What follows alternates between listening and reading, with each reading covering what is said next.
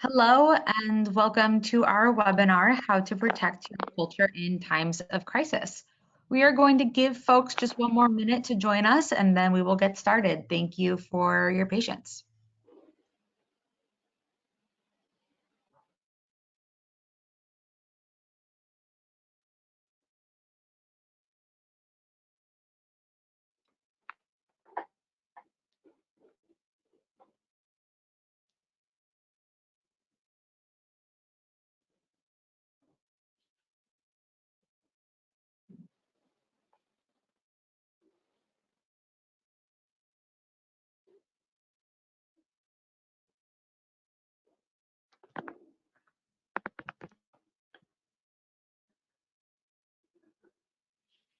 All right, everyone. Hello and welcome to today's webinar, How to Protect Your Culture in Times of Crisis. Before we get started, I'd just like to go over a few items so that you know how to participate in today's event. You do have the opportunity to submit text questions to today's presenter by typing your question into the question pane on your control panel. You can send in your questions at any time during the presentation, so if something is top of mind when we're just 5 minutes in, feel free to throw that in there and we'll collect these and address them with any time that we have left at the end of today's presentation. We will also be recording this presentation and we will send it out to you at the conclusion of the event, as well as the deck so that you have the slides. And now I am excited to hand this off to Dr. Laura Hamill, Chief People Officer and Chief Science Officer here at Limeade. Laura, take it away. Thanks so much, Carson. It's so great to be with you all today. Super excited about this topic. I hope everybody is doing all right, and I hope that you're really finding ways to take care of yourself during this really hard time.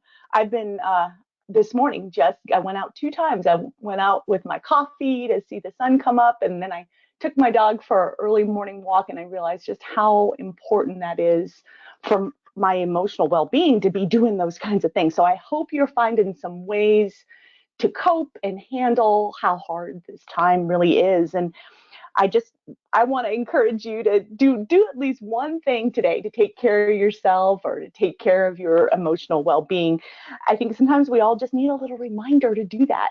I was just realizing I just got a text from my mom, and I'm 52 years old, and I just got a text from my mom reminding me to take my iron pill. So I think we all need reminders, to prioritize ourselves and take care of ourselves. So I really hope that you are. So let's talk a little bit about the goals for today. So I'm going to share some detail and kind of get into what is culture and why does it matter? And specifically, why does it matter even more now as we're going through the COVID-19 pandemic and all of our organizations are really challenged with how to handle this. And I'm going to talk also about tips to protect your culture. So I love this topic. This is a topic that my whole career, I've been working on. I really consider myself like a student of culture, meaning I feel like there's always more for me to learn. I had the opportunity, and one big part of my career, I owned a consulting business, and I had the opportunity to really work on culture during my time with my consulting business. So I did culture assessments and helped with culture transformations.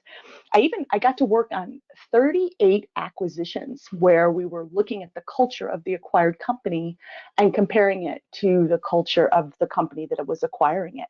And so I really have dug into this and really feel like I've learned so much, but I keep, realizing there's so much more to learn. So I love this topic, and I think it's just really intriguing. Really, my whole career, if I kind of take a step back, I realize what I've been focusing on and really the most interested in is how do you really understand these hard to operationalize constructs like culture, right? I've worked on well-being, employee engagement, organizational support, topics that are like on the surface look really hard to get your hands wrapped around. So this is really something that I care deeply about. So let's talk a little bit about what is culture. So it's the collective values, norms, and beliefs of the organization. I'm sure you've seen definitions like this before. But what's really important about this is that it's not the stuff you see on the surface, it's the core of who your organization really is. So, any group of people that gets together and they're trying to achieve a shared goal, there will be a culture. There will be the way that they are together. There will be a set of norms and beliefs. It's really this idea of what's important, what we believe, how we act together as a team. So, just to give you an example of the idea of it not being a surface phenomenon, think about just the really simple experience you might have with a new company. So, let's say you walked into a really busy office for the first time and you see everybody running around looking really busy, and you think, gosh, what must be going on here? So, what you see on the surface is not culture. So that kind of frenetic pace, looking like something's happening, that's not really culture. What is culture is when you dig in and you ask why. So why are they behaving in this way? Why am I seeing people look really busy, really frenetic?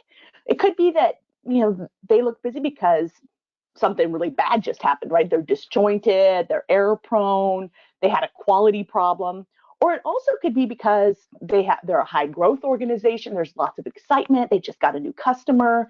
So what you see on the surface is more climate, and why people are doing those things is culture.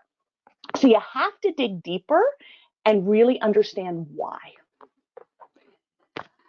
So I was mentioning before about that idea of hard to operationalize constructs. And, I sort of have this pet peeve about culture and how people talk about culture. So a lot of times I'll have conversations with people about culture, and they'll say, well, everybody has a different definition of culture. And it drives me crazy. I just want to say, just because you don't know the definition or just because you don't understand the definition doesn't mean there isn't one, right? It doesn't mean that everybody gets to have their own version of what culture is. And then I try to okay, Laura, get off your high horse, chill out a little bit, and really let's understand, well, why is it that people struggle so much with what the definition of culture is? And I think it's the very nature of culture that makes it hard to understand. So the fact that culture is really abstract. In fact, you could say it's elusive. Like it's hard to put your finger on it. Like I was just describing that example with the office, right? What you see is not exactly what you get when it comes to culture. So the words you use to describe it they're hard to put your finger on. It's also very unconscious. That's another reason why culture is so hard for us to wrap our head around, is once you become part of it, you don't even see it anymore. And let me tell you, that happens to everybody. It happens to me, even though I study culture. I've realized in multiple scenarios that I've so become part of the culture I'm in that I don't even realize it. It's also really dynamic. It's around us. It's kind of morphing all the time. And also, there isn't like a good or a bad culture. It's really, and I mean that in absolute terms, like you don't just look at a culture and say, that's a good culture or that's a bad culture. It's really only relative goodness or badness. And what I mean by that is you only can look to see if a culture is working for what that organization needs it to be doing. So, is that culture helping us achieve our business goals or hindering us from achieving our business goals? Outside of that context, you can't really say it's good or bad. So it's really relatively, is it helping us or not? And then finally, culture, a really important aspect of culture, a characteristic of culture, is that it's powerful. It guides behavior. It tells people what to do. And employees learn really fast how they're supposed to behave in your culture. So I think it's those things together, the very nature of what culture is why so many people say, oh, that they don't even understand it, or that it can't be defined. It absolutely can be defined, but almost by definition, it's hard to understand. So an analogy that I like to use just to kind of remind me of what culture is like is culture is to organizations as personalities are to people, right? So you can think of it as just kind of the very essence or nature of what an organization is, just like you could think about your own personality. And you can also think you have multiple aspects of your personality, right? You aren't just defined by one term. There are multiple ways somebody would describe your personality. So let's talk about some examples of culture. And please know this is not an exhaustive list. It's just a set of attributes, cultural attributes that I've used in some of the work that I've done. So you can see here that if you just even take one of these, like let's take relationship saving versus truth telling. Wow, that's complicated, right? You think about what's all in that, and think about that maybe as a continuum. It's not one or the other. It's kind of a continuum on one end to the other that you could think of your organization falling. So there's a lot to consider with even one of these cultural attributes. Think about the combinations of cultural attributes and really determining which ones you need to pay attention to. So you can see it's a pretty complex topic. And later, I'm going to talk to you a little bit about how you can start to understand this for your organization. But I wanted to point out one cultural attribute that I think is really, it's not on this list, but I think it's an interesting one.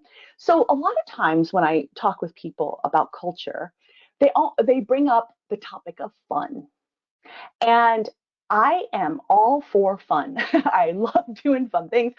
I love it when we have parties at work. I love when we, do Margarita Fridays, or the fact that we do have a ping pong table in our company. Fun is is important, but you could think about fun as maybe just one of these cultural attributes that your organization might decide to focus on. That really the culture work is not equivalent to being an event planner. It's kind of like one of my pet peeves. It's not just about having all these fun events, but it can fit into an important part of your culture. But I wonder if your organization is spending as much time thinking about some of these cultural attributes as you might be thinking about planning your next fun event. So just want you to think about fun as one of these cultural attributes, but also how it fits with all the other cultural attributes that might be important in your organization. All right, so that's a little bit about what culture is. So why should we care about it? So I was mentioning before that it's powerful. It's powerful because it drives behavior. So every single day, every hour, your employees are really guided by your culture. And they learn really quickly how they're supposed to behave. I call it this idea of path A versus path B. One of the path A is the path that's like beautifully paved and easy for people to go down. That's the one that's aligned with your culture. Path B is the one that has the briars and the brambles, and it's barely even a path. That's the path that goes against your culture. So it's way easier for people to take path A and to do the things that everybody else is doing, to do the things that they get pointed to in your culture. And the thing that's hard about this is sometimes in HR or in leaders in organizations aren't even aware that that path is the path, right? It would be beautiful if that was the path that we're pointing people to that had all the behaviors that you wanted. But unfortunately, that path often is fraught with things you don't want your employees to be doing, or things that you didn't realize you were sending a message for them to do. So that's why it's so important. So let me just give you a really simple example.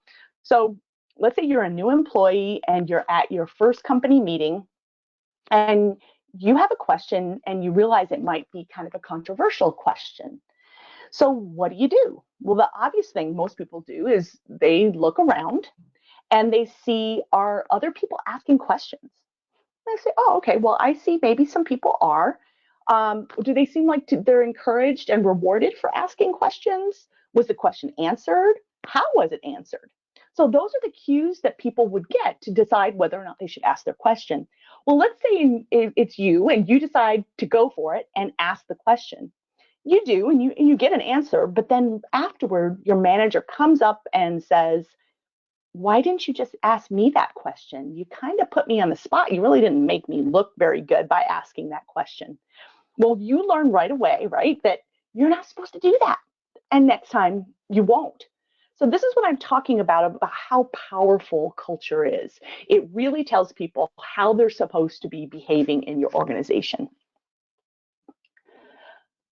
Another reason why culture matters is because it can really create a more aligned organization. So when you're clear about that path, right, that path A, when you're clear about what you want people to do, you can really use that to create a much more aligned organization. It helps you socialize new employees. So when you have newcomers start in your organization, they can start to understand, oh, this is what I should be doing. This is what you want me to be behaving or showing here. So how am I supposed to act in this new place?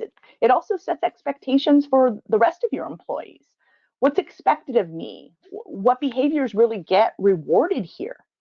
And then finally, you can think about the alignment around inspiring people and connecting people to something bigger. And in a lot of ways, your culture and the culture that you articulate through your values can be something that people can be inspired by, that they can be proud of. So instead of just feeling like I'm part of this place that, just makes widgets, it's about how we make those widgets. It's how we are with each other when we're making those widgets. All of that, and how our widgets serve our customers. All of those things can really be inspirational. The next reason is that a focus on culture helps you get better results. So this is a really important study by Cotter and Haskett that found that companies with aligned cultures had higher growth. And so growth from the perspective of revenue, employment growth, stock, net income, all of those were way higher when the culture was aligned. So they use the term performance enhancing, which has to do with the culture enhancing the business strategy, really aligned with the business strategy. So culture has to align with and really support the strategy. And as we know, strategies fail when the culture is not aligned. So I think this was a really important study to show how it impacts growth. Another example, another research study that talked about aligned cultures that I thought was really a good one, shows that, and this was a 3-year study where nursing units had higher patient satisfaction and lower turnover after they implemented positive practices like caring, compassionate support, meaning, gratitude. You can see the stuff in this table here. I think what's the important thing to understand about this is those behaviors, right, that are in that table, those practices with how we treat our employees in this nursing unit, those are the behaviors that you want to be reflected in how they treat their patients, right? There's an alignment between how we treat people and how we want them to treat the patients or customers. Those things have to be aligned. And my mind has kind of been blown in the work that I've gotten to do in culture. There's so many examples I can think of in my work around just real misalignment between the culture and what we're trying to do as a company, really in your face, kind of blatant misalignments.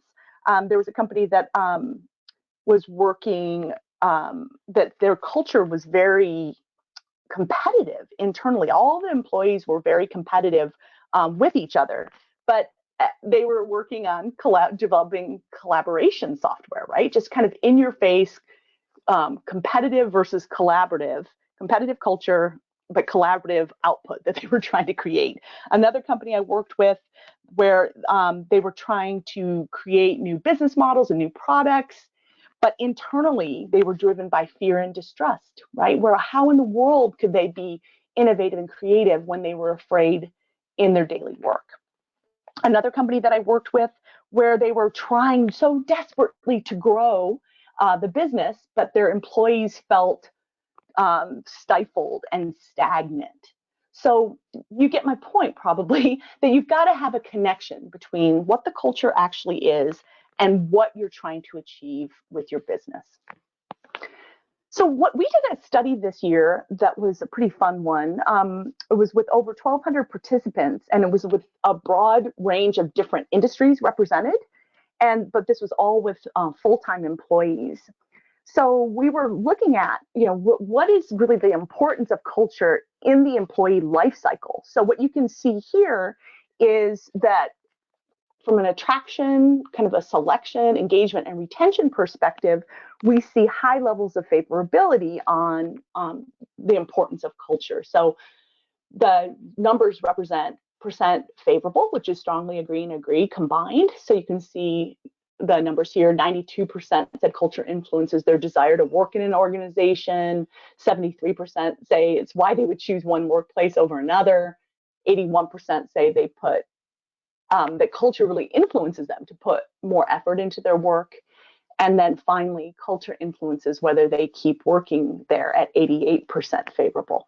So we really see that culture matters to employees, especially and really breaking it down at different parts of the life cycle. So really another reason why we should be paying attention to culture. So the fourth reason, and there are five, so one more after this.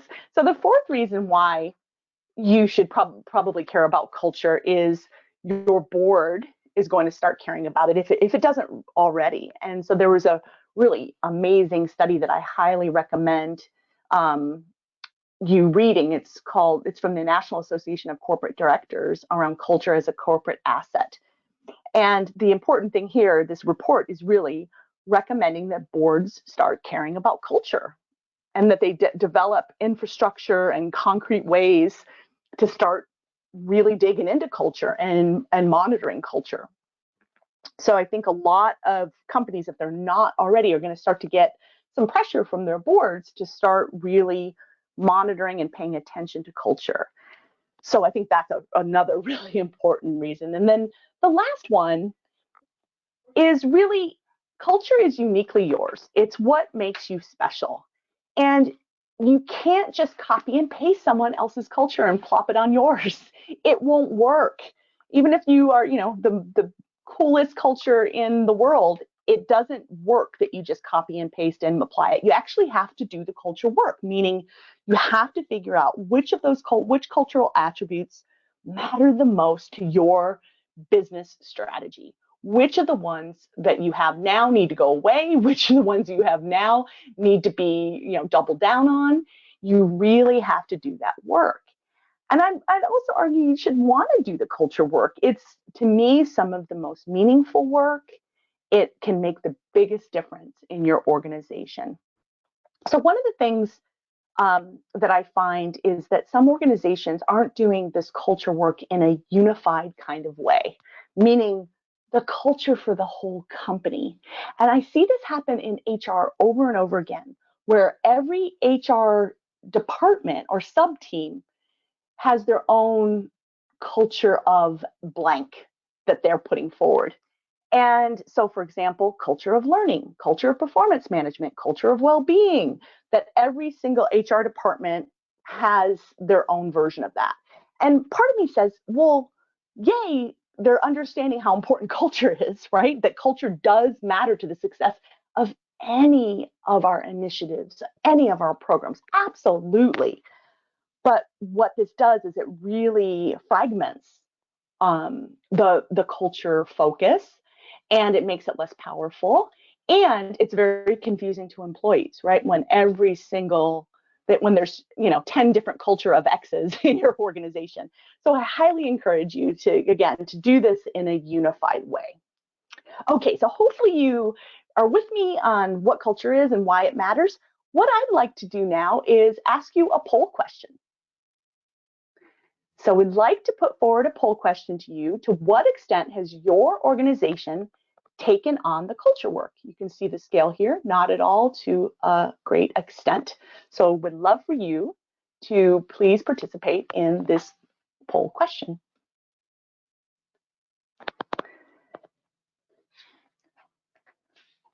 While you're doing that, hopefully everybody's taking a minute and thinking about that for your organization. This is one of those questions. It's like we do a ton of culture work at Limeade. We've been doing culture work at Limeade since the beginning, but I always feel like there's more to do, you know? So that's why I use the word taken on versus completed. It's a commitment that's ongoing, that's for sure. All right. So let's see what your answers are. Oh, very good. Okay, so it looks like only a few of you say not at all, a little bit for some more, but there's a good distribution to a good extent, to a great extent.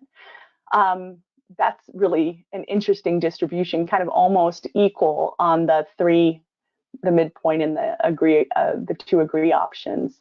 So really fascinating to see the distribution of the experiences of people participating. So thanks for doing that. It's really, really great to see. Okay, let's keep going. So just to sum up, why should we care about culture? It drives behavior. It creates a more aligned organization. It helps you get better results. Your board is going to start caring about it.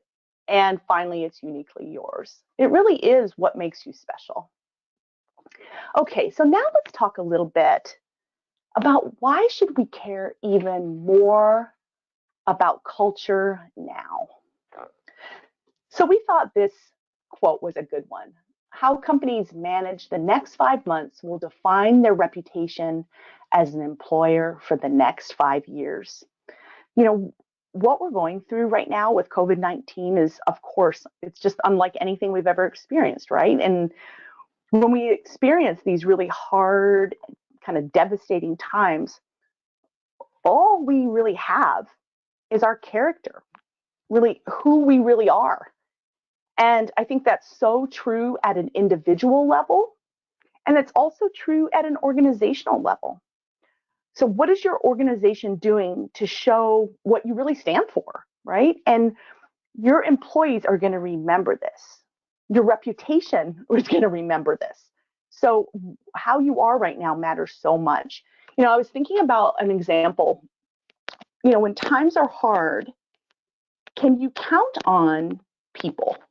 And I was thinking about an example when this is many years ago in a job I used to have where my team owned the employee engagement survey for the whole company. It was in a really big company, and for the most part, the program was awesome, went really well, and that was something that my manager, who's kind of the leader of the group, was very proud of. And so she gave me lots of accolades and recognized me for this. But one time something went wrong. The reporting tool crashed, and it crashed pretty significantly right in the midst of when all the leaders were using it, all the managers were using it. At the time, it was so devastating. It was like the end of the world. Now I look back and it kind of makes me giggle how, like, really, it was a reporting tool for an employee survey. It was, it wasn't life or death. But at the time, it was tragic, right? It was such an awful thing. And I remember feeling like she completely shunned me. She wouldn't talk to me. She wouldn't look at me. She definitely wouldn't help me try to figure out how to navigate through that reporting tool being down. And so I will never forget that, right? That when things were the hardest, she wasn't there. In fact, she made life harder for me. So I really think that that's kind of a sign of how we are when things are bad, how we are when people are down, how we are when things go bad. That's a true sign, right, of what your character is about. So I think for many of us, our organizations, the character of our organizations, the culture of our organizations are being defined right now. So that's so one of the reasons why right now we need to care even more. I'll build on that with sort of a similar topic or similar idea is human beings are struggling so much right now, right? We have an opportunity to help that at kind of a more human level. There's so much fear, uncertainty, and doubt. What if work could actually help create a feeling of trust in humanity, a feeling that we're all going to get through this, a feeling of positivity, that there's a light at the end of the tunnel? I think organizations can play a unique role in calming some of the fear, uncertainty, and doubt, of being that calming force for human beings right now, instead of being a place that creates more fear, uncertainty, and doubt.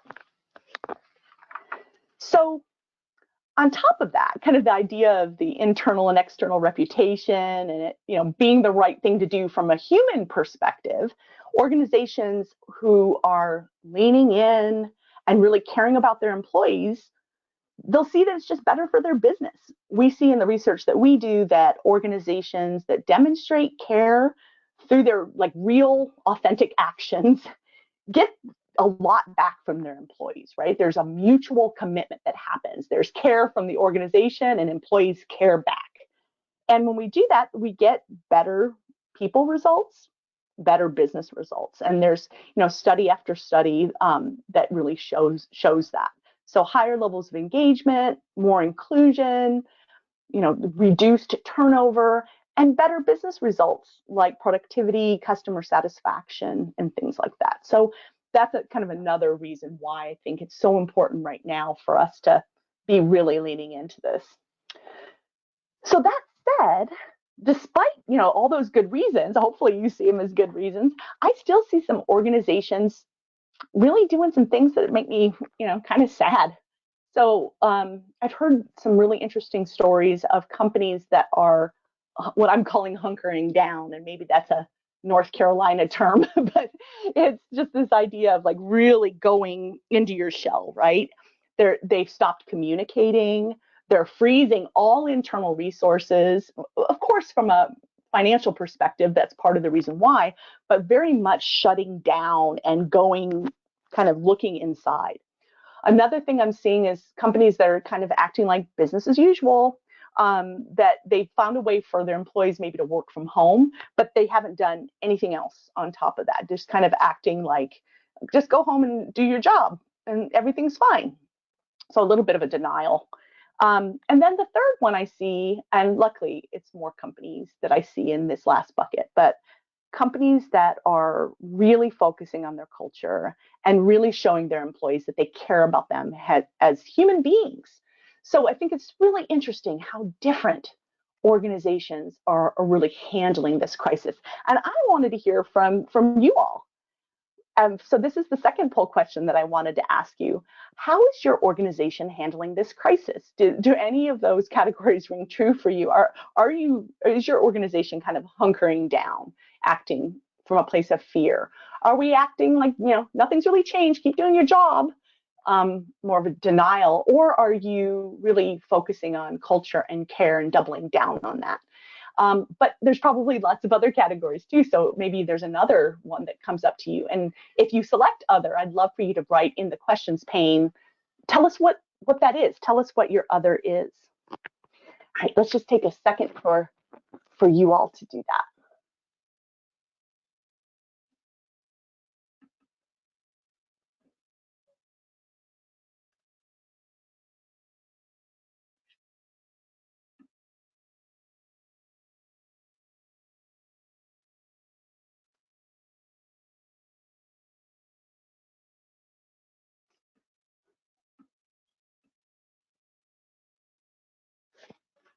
All right. Let's see what our results are. Oh, so interesting.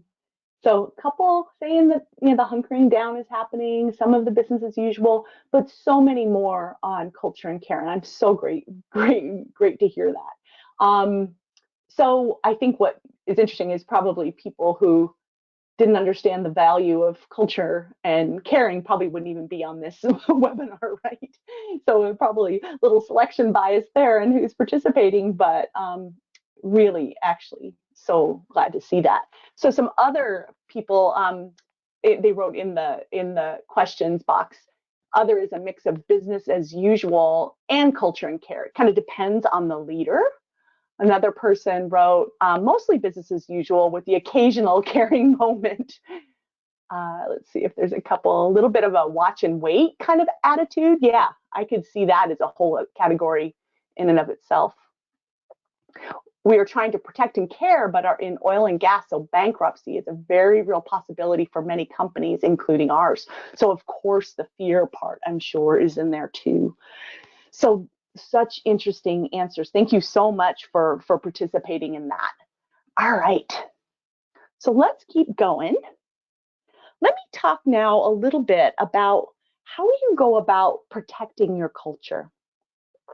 So there's this concept of intentional culture that is, to me, what I always go back to. It's really this idea that there is a way to operationalize your culture.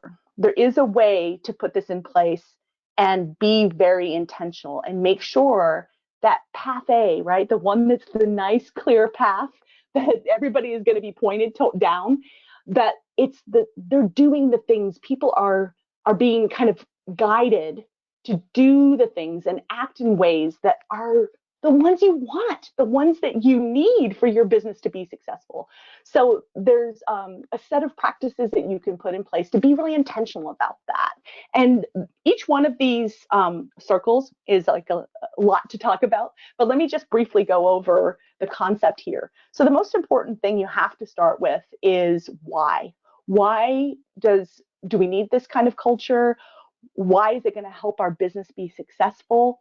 And then from there, define what you mean by that kind of culture. So, meaning you have to articulate the way you want people to behave with each other. You have to clarify and really simplify behavioral expectations that you have. So, a lot of times companies use their values as a way to describe the culture they want to have. So, the aspirational culture.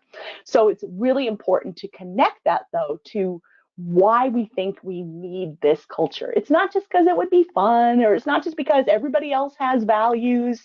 It's because these particular values are going to make our company successful if we can make them come to life. So it's so important to start there. From there, you got to have ways that people learn about your culture, and not just once, right? You can't just roll out your values and say we're done. Every time a new employee comes, they have to be able to learn about it. You have to have ways that you measure how well those values are being demonstrated, how well and how much progress you're making and getting to your aspirational culture. So you have to have metrics. You also have to have people who are talking about this all the time. Formal people, leaders, managers for sure, maybe even roles that are specific to culture, but you have to also have informal champions, people who believe so deeply in what your company's trying to do and in those values that they talk about it, that they reinforce it, that they encourage others to do it. Communication is a huge part of culture, and it's kind of has to be what I would call nauseating, which who wants to use the word nauseating in this, but meaning it has to be repetitive and consistent and over and over and over again. It's only until, HR feels like it's nauseating that maybe everybody is really getting it. So it takes a lot of consistent work. For sure, create experiences, events, fun things, ways people can experience your culture. But no, experiences is just one part of this. It's just one of the circles. It's not the most important one. Recognition of people living your values is so important. And I'd say kind of the opposite of that is when people aren't living your values, that it's very clear that they are given that feedback. And if that continues, that they are no longer part of your organization. And the people practices part is, again, it could be its own talk, but it's very important that all aspect of your human resources function should be aligned with the values, should be reinforcing the values when you hire people, when you onboard people, performance management, the development that you offer, the development opportunities you offer your employees. All of that needs to be aligned with your culture. So let's talk a little bit about specific tips for protecting your culture now. So the stuff I just talked about around the intentional culture circle, we use that all the time at Limeade. I always go back to it and think, oh my gosh, we still have lots of work to do in this particular circle. It's a good reminder of all the things that you need to be doing in your culture. But here are some tips that I feel like are maybe kind of pulled from that intentional culture circle that are very specific to what's happening now. So I think one of the most important ones is around increasing trust and transparency. So being really honest about your organization's challenges. So the person who just wrote in about the oil industry and all the challenges that are happening right now, you you want to be really honest with your employees about those challenges and about, you know, the potential impact that that can have. And the earlier you can be honest, the better, right? If you do that at the last minute, then it's really no good for anybody. The more you can be honest about challenges kind of as you go, it really helps to create more trust. Explaining why you're making the decisions you're making. The why is so important, not just the decisions themselves, and really helping people understand that. I think there are lots of opportunities to really fill communication voids. I think when people are working from home, especially, it can feel like the organization is so far away, right? That there really is this huge gap between me and what's happening in the rest of the organization. So it's so important to fill those voids with all different kinds of communications. And that's what I mean by multimodal. It can be, videos, it can be emails, it can be posts, it can be text messages, but it really needs to be lots of different modes. And it also needs to come from lots of different people. So that multimodal, multi-leader approach. And the trust part of this, it really is important for us to be thinking about things we're doing to our employees right now that really do we need to be doing them? Like, this is probably not the time to roll out a new employee review system or a new anything that really is kind of hardcore looking and evaluating our employees, that really could be breaking down trust and can make people really nervous about their work situation. So I just be really thoughtful about any activities or new programs or projects and how they might feel from an employee's perspective. And really this idea of trust being kind of mutual, that you need to trust your employees that they're doing the right thing, that they're really taking care of your company, and that employees need to feel, that they can trust you. So that idea of that mutual trust. I tease that quadruple communication. There's no research study that says 4 times the amount that you usually do, but that just felt like about the right amount. This is the time where leaders should be all over communicating to their employees. So here are some things you could be communicating about, your mission and your values, how your values are showing up right now during this very difficult time, how important employees are to the success of your business. Also, I'd argue that really recognizing employees for living the values, so coming from the company, but also peer recognition, and making kind of a big deal about it, talking about it, writing about it. Again, videos, I think, can be such an important tool for us all right now to feel that connection with real human beings, right? Instead of just an email. Creating opportunities for more social connection. It can be stuff that is just, kind of informal, but also formal, making a big deal, making a point of having that company-wide happy hour, making, those opportunities for your teams to do some fun things together, I think is so important. I also have seen amazing things happening in our employee resource groups, especially one of the ones that stands out for me is our working parents employee resource group, just how much they're supporting each other and giving each other, just some compassion and support. It's so amazing to see. And then I just say in general, like, let's have a little more fun. Let's try to, right? Let's have some laughter or some joy in our work. People need it so much. And then finally, and probably one of the most important pieces is around really caring about people as human beings, recognize that they are whole people, that their quality of life really can be suffering right now, and that we do care about them and we support them as human beings. One little point on that that I wanted to share is some research we did recently, and this is from the study I was talking about earlier. So this was looking at basically recommending your company as a great place to work. So you could think about that before when I was talking about your reputation, your reputation externally, and really your reputation internally with your existing employees. So think about that as it relates to your employees recommending your organization as a great place to work.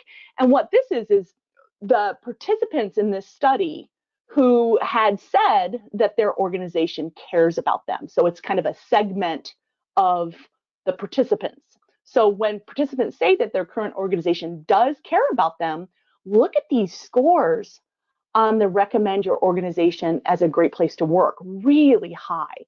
The 10 being extremely likely and 0 being not at all likely. You can see that most of the people who felt that their current organization cares about them were leaning towards, very much leaning towards recommending their company as a great place to work. So you can see the net promoter score of plus 32, which is basically taking the 9s and 10s and subtracting out the 0s through 6s. So that's a pretty good net promoter score. What I think is fascinating is now look at the opposite. So these are the participants who said their organization does not care about them. So look at the number who said not at all likely. So very much the opposite case with the group that felt like their organization does not care about them. And if you kind of put it all together, it's pretty fascinating to see the differences between those two groups. And just back to that NPS here of negative 89. So minus, takes the 9s and 10s and subtract out the 0s to 6s, negative 89. So a real big difference in recommending your company as a great place to work when your company, when your employees feel like your organization cares about them versus when they feel like their organization does not care about them. So care and support is so important, especially during this time. So to basically sum this up, focusing on culture and caring for your employees, it's really not only is it the right thing to do during this time of crisis, it's just also what we should keep doing going forward. I've had some really interesting conversations with people who say, finally, my leaders get it during this crisis that we should care about people, that we should support them. We should be focusing on their well-being and really understanding what's going on from their emotional well-being perspective and their financial well-being and their physical well-being. But, what they're worried about is once we kind of go back to quote unquote normal, that care, that focus on care will go away. So I really encourage all of you to think about how can you carry this forward? How can you keep making it clear that focusing on culture and focusing on care is important for your business going forward? So some key takeaways here. I hope you see that culture is a competitive advantage and it matters more now than ever. And you can protect your culture by being really intentional about it. It's a lot of work, for sure, don't get me wrong. But when you do, it makes a huge difference for your employees, for your brand, and for the success of your company. So I think what we can do now is there's a couple minutes for questions, but I just love this quote, and I'm just going to keep this quote on the screen while we do questions. Customers will never love a company until the employees love it first. So I think that's just super, super powerful. All right. So Carson, would you mind? I'm having a little bit of a hard time getting to the Q&A piece. Would you mind going to that? I'd be happy to throw some great questions your way. Thanks. So let's take a look here. There's so many that came in, so thank you to the audience for that. Let's start off with if our culture, this is coming, excuse me, from Amanda Hutchinson. If our culture is not yet strongly implementing care slash the humanistic approach, do you think there is an opportunity with COVID to start that shift? 100%. 100%. And again, you probably wrote that in before I said that last comment, because I've been talking to a lot of different companies, and a lot of times it's like heads of HR or people who are in leadership positions in HR who are saying, we finally got the attention of our leaders during this time. How do we keep that going? And that's where I would really be explicit and maybe go to them with a proposal for keeping the pedal down and continuing this focus. So you could take, some of the data in this deck. You could take other data that you can find around the importance of care and the importance of treating people like human beings, and go right now and make the case saying, gosh, we did these great things and we saw these kinds of results, and there's great data and great evidence to say this is just good for our business. So I'd love to, say, get in front of that, own it, and make it an explicit conversation that you have in your organization to make sure it continues forward. Thanks, Laura. This next question, I think hits home for a lot of people because, Laura, the Limeade Institute looks into a lot and talks a lot about how to get the buy-in or to get the support from the C-suite team. And this question that came in echoes that. It says, how can I help foster a healthy culture if the CEO doesn't see that our current culture is unhealthy? Yeah, that is one of the hardest challenges that I hear people, kind of facing. And believe me, when I've worked on with all the different companies I've worked with, it is pretty critical. Like if you have the desire for this work coming from the CEO or the C-suite, preferably the CEO, but another C-level person, it's so much easier. It just is. But if you don't have that, you have to really create a burning platform that person can relate to. So there's probably some aspect of your business or of your people results that your leader isn't happy with. And I think if you can create the connection between that thing that matters to that leader and culture and how you're treating people, then that's the best method for tackling it. And I have seen that go really well. And sometimes, though, we don't know what matters to that leader. And so we have to do work to figure that out and ask a lot of questions. But that's the most important thing to do, is connect the work to something that they care about. And if it is a business result or a people result that you can find, I'm telling you, there is a role that your culture is playing in that problem. So let's say it's something related to revenue or customer retention. I promise you that there is a cultural aspect around how your employees are treated that it's related to the retention of your customers. So I think it's the finding out what's important, working backwards and showing the connection between that thing that matters to your leader and your culture. Now, if there also are other strategies that I've seen work really well too. I've seen getting employees to tell their stories and to have a voice can really hit home with leaders. So I've seen leaders who we've designed like road shows and interview guides for CEOs to go around and kind of learn about the culture. And man, when they hear it from the voices of employees and how it's impacted, how the culture or how they were being treated has impacted them on a personal level, that also can have a huge impact. So you kind of have to know what your leader's about and what matters to him or her. But when you do, I think there are multiple ways you can come at it. And, if you can find some other leaders who get it, sometimes you can have a group of leaders who can convince the CEO too. So I've seen a lot of different things work. I just say, don't give up, keep trying. Thanks, Laura.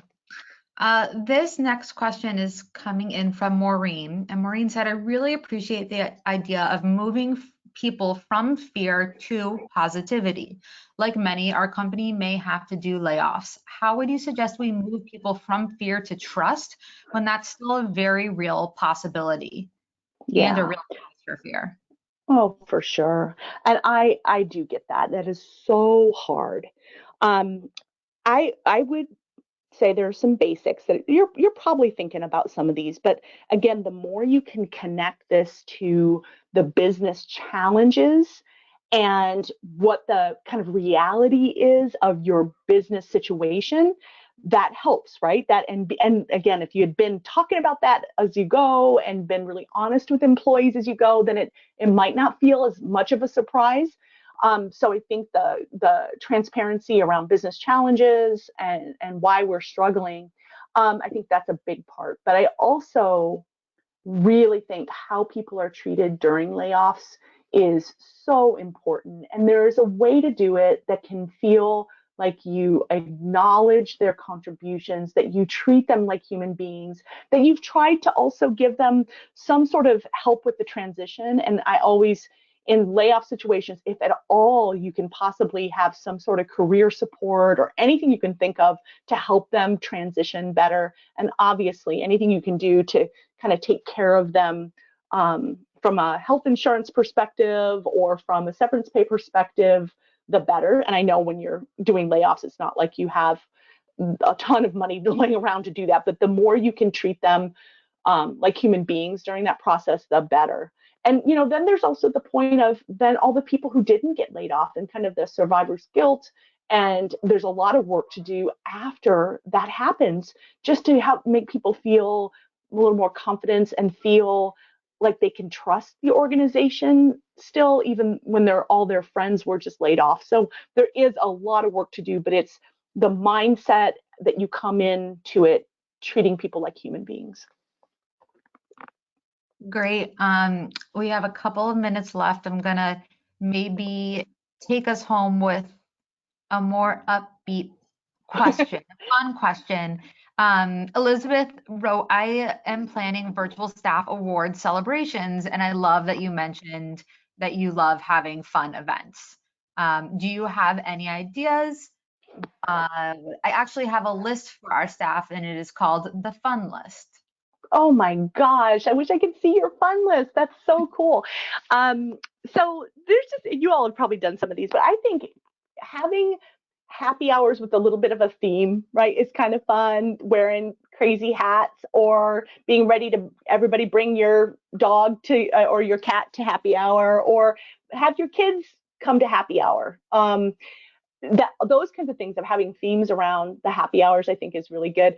We also on my team just did, and this is somebody on my team found this, but doing a virtual paint and sip, right, where you could actually get the materials in advance and you have an art teacher who teaches you how to paint something and everybody's painting the same thing. That was really fun.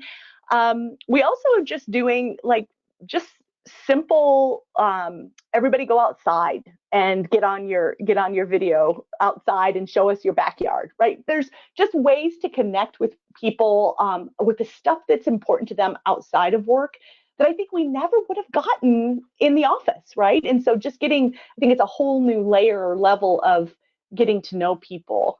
But I'm sure you have a million really good ideas. I just say, try things and, don't give up on it. And just, again, the idea of just having a little more laughter at work.